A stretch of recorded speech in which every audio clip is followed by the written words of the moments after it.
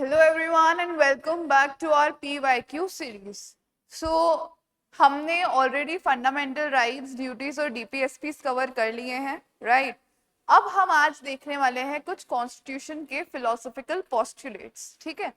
Philosophical postulates क्या है? वो बेसिक प्रिंसिपल्स जिनके ऊपर हमारा कॉन्स्टिट्यूशन बना है, हमारा पूरा जो लीगल फ्रेमवर्क है वो बना हुआ है, ठीक है? इसके अंदर आपका कॉन्स्टिट्यूशन के जो सेलिएंट फीचर्स हैं वो भी आते हैं, ठीक है? आपका प्रीएम्बल है वो भी आता है, और आपके जो फंडामेंटल राइट्स, ड्यूटीज, डीपीएसपीस हैं, ये सब कुछ आता है। आपकी कॉन्स्टिट्यूएंट असेंबली के बारे में आएगा, आपकी जो कॉन्स्टिट्यूशनल अमेंडमेंट्स हुई हैं वो सब आएंगी, ठीक है? आप जब अपना प्रीलिम्स का सिलेबस देखोगे तो प्रीलिम्स के सिलेबस का जो पॉलिटी सेक्शन है उसके अंदर आपको सबसे पहला वर्ड ही यही मिलेगा, दैट कॉन्स्टिट्यूशन philosophical postulates, ठीक है? तो हम ये वाली सीरीज में अब से आगे आने वाली 2 से 3 वीडियोस के अंदर इनको कवर करने वाले हैं, ठीक है? जो भी फिलोसॉफिकल पोस्टुलेट से लेकर आप रिलेटेड आपके क्वेश्चंस आए हैं 2024 से 2013 के और 24 के बीच में, हम उन सारे क्वेश्चंस को यहाँ पर केटर करने वाले हैं, ठीक है? इसके बाद में आपका जो वो एक पूरा सेक्शन है, जो आपके सिलेबस का एक पूरा सेक्शन है कॉन्स्टिट्यूशन फिलोसॉफिकल पोस्टुलेट्स वाला, उसके जितने भी क्वेश्चंस हैं वो सारे ऑलमोस्ट कवर हो जाएंगे, ठीक है? स्टार्ट करते हैं हम आज के हमारे पहले क्वेश्चन से, जो कि है आपका ये फर्स्ट क्वेश्चन हम देख रहे हैं 2024 का क्वेश्चन है। मैं ईयर के क्वेश्चन के साथ साथ उसका ईयर भी बताती हुई चलती हूँ आप लोगों को, ठीक है? तो आपको भी एनालिसिस करना है, उसके ईयर के हिसाब से एनालिसिस करना है, ट्रेंड पता करना है हमें, ठीक है? The national executive of which political party called for the dissolution of Constituent Assembly and its re-election by adult suffrage? क्या बोल रहा है ये कि कौन सी पॉलिटिकल पार्टी के नेशनल एग्जीक्यूटिव ने क्या बोला था कि कॉन्स्टिट्यूएंट असेंबली जो है उसको क्या करो, आप डिसॉल्व कर दो। क्या कर दो? डिसॉल्व कर दो, और उसको री इलेक्ट करो। किस बेसिस के ऊपर? अडल्ट सफरेज के बेसिस के ऊपर। अडल्ट सफरेज आपका क्या होता है? एक एज लिमिट के बेसिस के ऊपर आप इसको क्या करो? री इलेक्ट करो। किसको? हमारी कॉन्स्टिट्यूएंट असेंबली को। कौन सी पार्टी के लीडर ने बोला था ये? कौन सी पार्टी के नेशनल लीडर ने बोला था? It was the socialist party. Yes और नो? सोशलिस्ट पार्टी के जो नेशनल एग्जीक्यूटिव थे उन्होंने क्या बोला था? They called for a reelection. Reelection of what? Reelection of the constituent assembly. क्यों बोला उन्होंने ये री-इलेक्शन करने के लिए? Why did they ask for a re-election? Why? Because they found that जो ये कॉन्स्टिट्यूएंट असेंबली थी, it was not representative enough. क्या नहीं थी ये? representative नहीं थी. And just because of that, they demanded for what? They demanded for a dissolution of the Constituent Assembly and re-election of it based on what? Based on your adult suffrage. ठीक है? So that adult suffrage से अगर होगा तो जो representativeness होगी वो क्या होगी? आपकी बढ़ जाएगी. All right. So this was a question asked in your 2024. ठीक है? उसके अलावा अगर हम देखें तो स्वराज पार्टी की कुछ और वो थी, और स्वराज पार्टी ने तो इनिशियली इन्होंने तो इंट्रोड्यूस किया था आपकी कॉन्स्टिट्यूएंट असेंबली का आइडिया, राइट? उसके अलावा मुस्लिम लीग थी, मुस्लिम लीग की अपनी डिमांड्स थी, उनको क्या बनाना था? एक सेपरेट नेशन बनाना था, ठीक है? तो यहाँ पर उसका कोई वो नहीं था, ओके? री इलेक्शन की बात किसने करी थी? री election of your constituent assembly की बात करी थी आपकी सोशलिस्ट पार्टी ने. I hope you have understood this question, what this question is trying to say. Moving on towards our next question. ठीक है? Next question आपका क्या बोल रहा है? Match list A with list B, okay, and identify the correct answer from the codes given below. हमें क्या करना है? हमें एक लिस्ट के अंदर केसेस दिए हुए हैं, ठीक है, और दूसरी लिस्ट के अंदर हमें अमेंडमेंट्स दी हुई है, जो कॉन्स्टिट्यूशन के अमेंडमेंट्स जो चैलेंज की गई थी उन पर्टिकुलर केसेस के अंदर, ठीक है, one side we are given the cases and the other side we are given the amendments which were challenged. ठीक है, तो हम देखते हैं सबसे पहले इंदिरा गांधी वर्सेस राजनारायण केस के अंदर। इंदिरा गांधी वर्सेस राजनारायण केस के अंदर आपकी 39th कॉन्स्टिट्यूशनल अमेंडमेंट एक्ट को 39 कॉन्स्टिट्यूशनल अमेंडमेंट को क्या किया गया था, चैलेंज किया गया था। किससे रिलेटेड थी आपकी 39 कॉन्स्टिट्यूशनल अमेंडमेंट एक्ट? आपका जो इलेक्शन डिस्प्यूट्स थे और जो जुडिशियल रिव्यू था, what your election disputes and what and judicial review, इससे रिलेटेड था ये। इस पर्टिकुलर जो अमेंडमेंट हुआ था कॉन्स्टिट्यूशन का, इसको चैलेंज किया गया था किसमें, इस पर्टिकुलर केस के अंदर। और किस चीज के ऊपर एम्फेसिस किया था इंदिरा गांधी वर्सेस राजनारायण केस ने, दैट देश में जो इलेक्शंस हो रहे हैं वो फ्री हो और फेयर हो। ठीक है, देश में फ्री और फेयर इलेक्शंस के ऊपर इस पर्टिकुलर केस के अंदर क्या किया गया था, एम्फेसाइज किया गया था। उसके बाद में हम देखते हैं, ए का आप लोगों को समझ में आया, ए का क्या करेक्ट ऑप्शन है, ए का ऑप्शन है करेक्ट इज योर थर्ड। ठीक है, उसके बाद में हम क्या देख रहे हैं, उसके बाद में we are seeing the Minerva Mills case. जो आपका मिनर्वा मिल्स केस हम लोग पहले भी डिस्कस कर चुके हैं, यस और नो? मिनर्वा मिल्स केस हम पहले भी डिस्कस कर चुके हैं। आपका 42nd कॉन्स्टिट्यूशनल अमेंडमेंट एक्ट से रिलेटेड है ये, यस और no? 42nd constitutional amendment act को इसने क्या किया था, चैलेंज किया था कि क्या पार्लियामेंट किसी भी फंडामेंटल राइट को अमेंड कर सकती है? नहीं कर सकती। क्यों? क्योंकि there are certain fundamental rights which cannot be amended completely। क्यों? क्योंकि वो बहुत इंपॉर्टेंट फंडामेंटल राइट्स हैं और वो हमारा जो कॉन्स्टिट्यूशन का बेसिक स्ट्रक्चर है, क्या है हमारे कॉन्स्टिट्यूशन का बेसिक स्ट्रक्चर, हमारे कॉन्स्टिट्यूशन के बेसिक स्ट्रक्चर को क्या करते हैं, इंश्योर करते हैं, उसको वायलेट नहीं किया जा सकता। ठीक है, सो हमारा जो कॉन्स्टिट्यूशन है उसमें अमेंडमेंट्स तो आ सकती हैं, लेकिन जो हमारे बेसिक स्ट्रक्चर है, जो हमारा बेसिक स्ट्रक्चर है कॉन्स्टिट्यूशन का, उसके अंदर किसी भी तरीके का क्या नहीं कर सकते, आप फेरबदल नहीं कर सकते हो। यही किसने कहा था, ये आपके मिनर्वा मिल्स केस के अंदर बोला गया था। ठीक है, मिनर्वा मिल्स केस किससे रिलेटेड है, आपके 42nd कॉन्स्टिट्यूशनल अमेंडमेंट एक्ट को चैलेंज किया था आपके इस पर्टिकुलर केस ने। ठीक है, उसके बाद में हम देखते हैं कि होतो होलोहन वर्सेस जेकिलू, बहुत इंपॉर्टेंट केस है, बहुत एक मेजर जजमेंट आया था इस केस से, 1992 के अंदर हुआ था ये केस। और किससे रिलेटेड था, आपकी कौन सी अमेंडमेंट से, 52nd या 32nd? It was related to your 52nd amendment. ठीक है, 52nd अमेंडमेंट में क्या चैलेंज किया इन्होंने, किससे रिलेटेड था ये केस, आपके एंटी डिफेक्शन। डिफेक्शन पता है ना सबको, आया राम गया राम, यस और नो? सो एंटी डिफेक्शन से रिलेटेड ये आपका केस था। और इस केस ने किसको चैलेंज किया था, इसने 52nd अमेंडमेंट एक्ट को चैलेंज किया था, जिसने क्या इंट्रोड्यूस की थी, जिसने एंटी डिफेक्शन को इंट्रोड्यूस किया था। ठीक है, हमारे 10th शेड्यूल के अंदर है एंटी डिफेक्शन मेंशन, राइट? सो इस पर्टिकुलर जो अमेंडमेंट था, ये इसको चैलेंज किसने किया था, कि होतो होलोहन केस ने। ठीक है, सो आपका सी का क्या है, C is your 52nd amendment. Then your P Sambamurthy versus state of AP, ये जो ये केस था, ये कौन सी अमेंडमेंट से डील करता है, it deals with what, it deals with your 32nd amendment.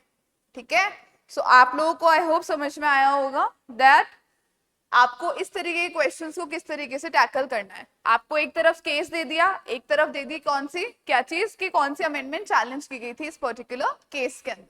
ठीक है, तो अगर हम हमारे जो सीक्वेंस हमने देखा है उसके हिसाब से जाएंगे, तो ए का क्या आंसर है, A matches to third, right? A matches to third 39 constitutional amendment act. A का थर्ड देखो कहां कहां पर है, it is in 2 and A का third is in your second option only, लेकिन देन बी ऑप्शन का क्या है, बी का 1 है 42nd, बी का 1, देन सी का क्या है आपका, सी का 2 है, सी का 2 है and D is your 4. So your correct option goes to be option 2. ठीक है, इस पर्टिकुलर क्वेश्चन में अगर आपको सिर्फ एक भी पता है इन चारों के अंदर से तो आप इजीली इसको एलिमिनेट करके और सॉल्व कर सकते थे. ठीक है, बट आपका मोटिव क्या होना चाहिए, आपका मोटिव होना चाहिए that when you are analyzing particular questions, जब आप क्वेश्चन को एनालाइज कर रहे हो तो आपको जो है चारों चीजें देखनी है, क्योंकि क्या पता आज ये चीज पूछी हो, नेक्स्ट पेपर के अंदर आपका इसी से रिलेटेड कोई और क्वेश्चन बन के आ जाए, तो आपको उस पर्टिकुलर क्वेश्चन के आगे और पीछे की जानकारी लेना बहुत ज्यादा इंपॉर्टेंट है. ठीक है, आगे हम चलते हैं हमारे नेक्स्ट क्वेश्चन की तरफ. देखो नेक्स्ट क्वेश्चन हमें क्या कह रहा है, नेक्स्ट क्वेश्चन कह रहा है that consider the following statements regarding the Constituent Assembly of India. क्या बोल रहा है, जो हमारी Constituent Assembly बनी थी 1946 के अंदर, उससे रिलेटेड जो स्टेटमेंट्स दिए हुए हैं उनको हमें कंसिडर करना है. ठीक है, whether they are correct or not. Okay. The final session of the Constituent Assembly was held on 24th January 1950. I think जिन बच्चों ने ये चीज पढ़ी होगी लक्ष्मीकांत में डायरेक्टली दी गई है that the final session of the constituent assembly was held in on 24th of January 1950. So this statement is what? This statement is absolutely correct. ठीक है, इस दिन क्या किया था, मेंबर्स ने इस कॉन्स्टिट्यूशन को साइन किया था and it was adopted, right? It was not enacted but it was adopted. Okay, then second statement देखते हैं. Dr. Rajendra Prasad was declared to be the duly elected to the office of President of India in this final session. Yes, this statement is also absolutely correct. ये जो ये final session हुआ था इसके अंदर doctor Rajendra Prasad को क्या बनाया गया, क्या इलेक्ट किया गया था, the president of India, and he was the first president of India. Yes or no? So this statement also becomes to be what? Correct. तो आपकी जो दोनों statements है, both the statements are what? Both the statements are correct. So what your answer will be? Neither one nor two? No. Both 1 and 2 are correct. Yes. This will be our answer. That both statement 1 and statement 2 are correct. ठीक है? So this kind of questions are asked in your statement वाले जो आपके questions होते हैं वो आजकल बहुत ज्यादा पूछे जाने लगे हैं. कब पूछा गया था ये question? This was asked in your 2023 का paper. Okay, so I hope you people that आपने अगर पहले वाले सारे वीडियोस देखे होंगे तो आपको एक ट्रेंड समझ में आ रहा होगा. और हम ट्रेंड के ऊपर ही बार बार फोकस क्यों कर रहे हैं? क्योंकि जो बच्चा ट्रेंड समझ गया उसने एग्जाम क्लियर कर लिया. ठीक है, हर एक एग्जाम के जो प्रीलिम्स का जो पेपर होता है स्पेशली, ठीक है, उसके अंदर एक क्वेश्चंस पूछने का और क्वेश्चंस कहाँ से वो लोग ले रहे हैं उठाने का सोर्स, उसका हमेशा एक ट्रेंड होता है. जिस बच्चे ने उसको टैप कर लिया उसने आगे के जो भी पेपर्स होने वाले हैं उसको क्वालिफाई कर लिया. इसलिए हम इतना ज्यादा फोकस कर रहे हैं ट्रेंड के ऊपर. ठीक है, आगे चलते हैं हम नेक्स्ट क्वेश्चन की तरफ. नेक्स्ट क्वेश्चन आपका क्या बोल रहा है that which of the following schedule, क्या बोल रहा है, which of the following schedule of the Constitution of India was added to the Constitution by First Constitutional Amendment Act. ये आप सब लोगों को पता है. First Constitutional Amendment Act was very important. कैसे important था? Because इसने क्या ऐड किया था? इसने आपका 9th स्केड्यूल ऐड किया था. कौन सा स्केड्यूल ऐड किया था? आपका 9th स्केड्यूल. 9th स्केड्यूल किससे रिलेटेड था? आपके जो भी लैंड के जो प्रॉपर्टी एक्ट थे उससे रिलेटेड था. यस और नो? यस और नो? या सो आपके जो भी लैंड रिफॉर्म्स हुए थे या जो भी एग्रेरियन इश्यूज थे जो चैलेंज हो रहे थे कोर्ट्स के अंदर, उससे रिलेटेड था आपका कौन सा स्केड्यूल? Your 9th schedule. और जो फर्स्ट कॉन्स्टिट्यूशन अमेंडमेंट एक्ट आया था उसने ये 9th स्केड्यूल क्या किया था? ऐड किया था हमारे कॉन्स्टिट्यूशन के अंदर. ठीक है, समझ में आई इतनी सी बात आप लोगों को?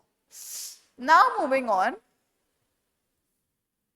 हमारे नेक्स्ट देखो 2023 का ये क्वेश्चन भी. ठीक है, हमारे नेक्स्ट क्वेश्चन की तरफ हम लोग चलते हैं.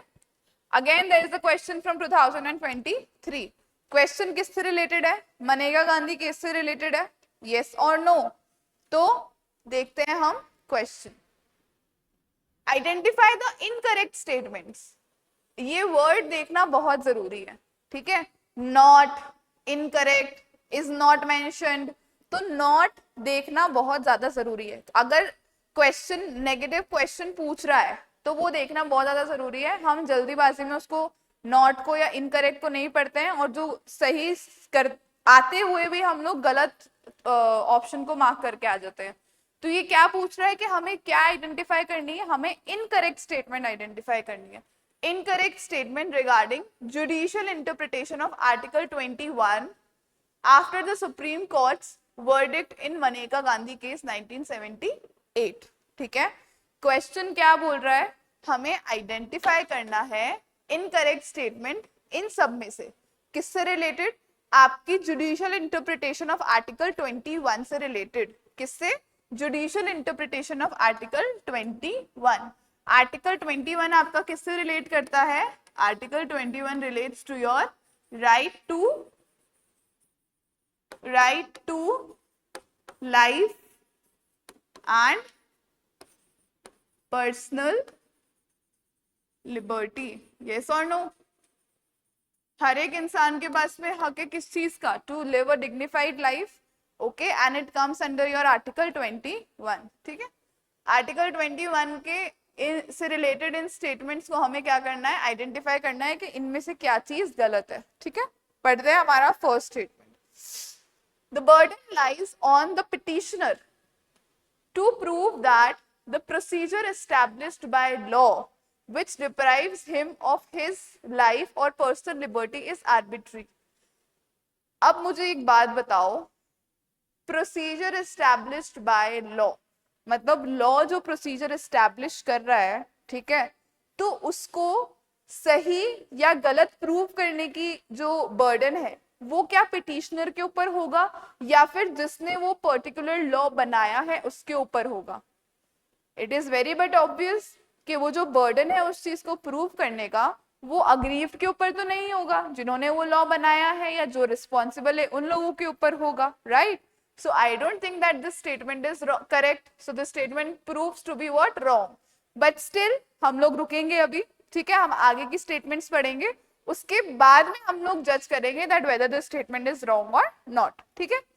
Procedure established by law is by and large synonymous with the procedural due process as prevalent in the USA. USA के अंदर है ड्यू प्रोसेस ऑफ लॉ, एक कॉन्सेप्ट है यूएसए का, ठीक है. And procedure established by law is what? Synonymous with the procedural due process. Yes, we can say it to be correct, right?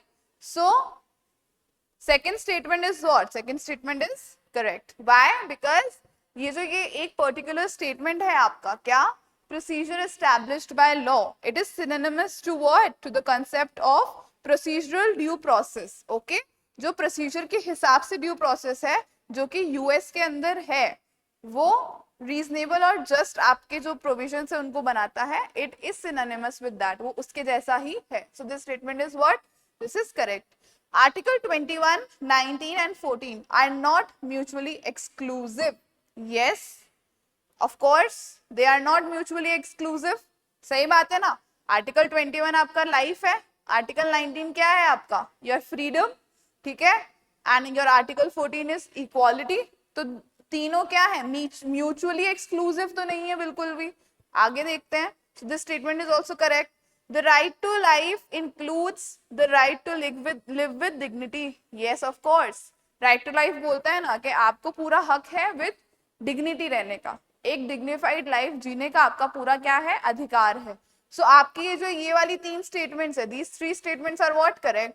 But over here, burden ये किसके ऊपर डाल रहा है? burden petitioner के ऊपर डाल रहा है. जबकि क्या burden petitioner के ऊपर होता है? No. burden किसके ऊपर होता है? किसके ऊपर बर्डन होता है? वो स्टेट के ऊपर होता है. क्यों? क्योंकि स्टेट को प्रूव करना है that whether the procedure established by law is arbitrary और नॉट. ठीक है, समझ में आई इतनी सी बात? So your correct option will be your option number 1. Because why? Because this statement is incorrect. I hope you have understood what we are trying to say over here. All right. अब हम next question देखते हैं अपना. That question क्या बोल रहा है? President Ramnath Kovind granted assent to which constitutional amendment act on when? On 18th August 2021. तो हमें पता है दैट अगस्त 2021 के अंदर कौन सा कॉन्स्टिट्यूशनल अमेंडमेंट एक्ट आया था? आपका 105th कॉन्स्टिट्यूशनल अमेंडमेंट एक्ट आया था. 2021 का क्वेश्चन है, राइट? आपके जो प्री में जो टॉपिक है कॉन्स्टिट्यूशनल अमेंडमेंट्स, उसको रिलेट किया किससे? हमारे करंट अफेयर्स से. ठीक है, और ये क्वेश्चन उन्होंने पूछ लिया. क्या क्वेश्चन है कि प्रेसिडेंट रामनाथ कोविंद ने ग्रांट किया था अपना एसेंट कौन सी अमेंडमेंट एक्ट को? कब? 18 अगस्त 2021 को. कौन सी अमेंडमेंट एक्ट थी वो? 105th constitutional amendment act. किससे रिलेटेड थी? आपकी सोशली और इकोनॉमिकली बैकवर्ड क्लासेस से. ठीक है, आपके जो सोशली और इकोनॉमिकली बैकवर्ड क्लासेस हैं उनसे रिलेटेड थी आपकी 105th कॉन्स्टिट्यूशनल अमेंडमेंट एक्ट, जो कब आई थी? विच केम इन 2021. ठीक है, आगे चलते हैं. या आज के लिए हम लोग सिर्फ इतने ही क्वेश्चंस करने वाले हैं. नेक्स्ट वीडियो के अंदर इसी पर्टिकुलर सीरीज का आपको क्या मिलेगा? कंटिन्यूएशन मिलेगा. 2021 तक हम पहुंच गए हैं. 2021 का क्वेश्चन हमने आज देखा. इसके बाद वाले जो क्वेश्चन है वो हम नेक्स्ट वीडियोस में कवर करेंगे. तब तक अपना जो एनालिसिस है उसको स्ट्रॉन्ग करो. ठीक है, एनालिसिस के अंदर अपने चारों जो ऑप्शंस दिए गए हैं उन चारों को अच्छे से छानो, उसके आगे पीछे की इन्फॉर्मेशन को निकालो, सो दैट इन फ्यूचर अगर उससे कोई क्वेश्चन आता है तो आपका वो ना छूटे. ठीक है, so till then all the very best for your preparation and thank you so much.